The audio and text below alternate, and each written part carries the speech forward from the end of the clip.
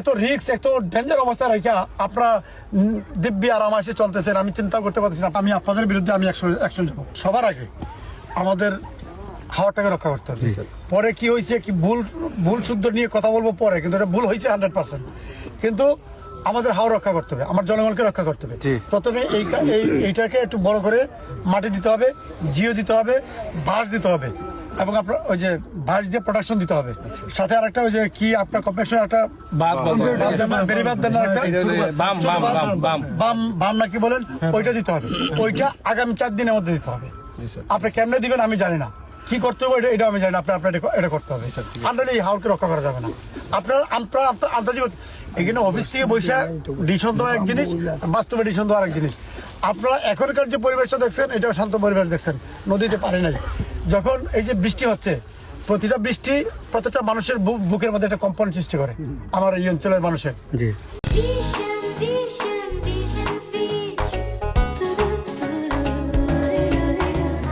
বিশ্বাস করবেন আমি মানে কি বলবো আমি বুঝে উঠতে পারছি না, কারণ আমি হাওরের পারে বড় হয়েছি। এই প্রত্যেকটা হাওরের দুঃসময় দুর্দিনে আমি ছিলাম।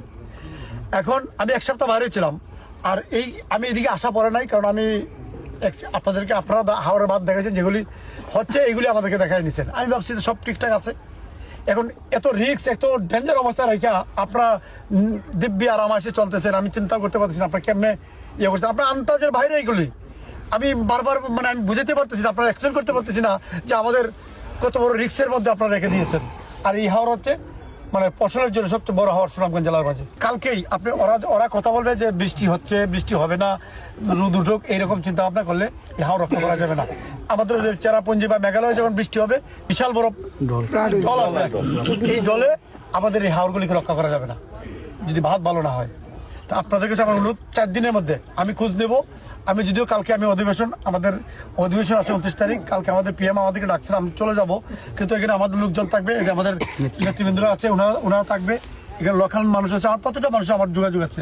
আমি প্রতিদিন কাজের নিব, কারণ আনলে আমি আপনাদের বিরুদ্ধে আমি অ্যাকশন যাবো। আপনাদের বিরুদ্ধে যা করতে হয় আমি তাই করবো, কারণ পাবলিকের কিছু হবে এটার জন্য আমি কিন্তু সহ্য করবো না।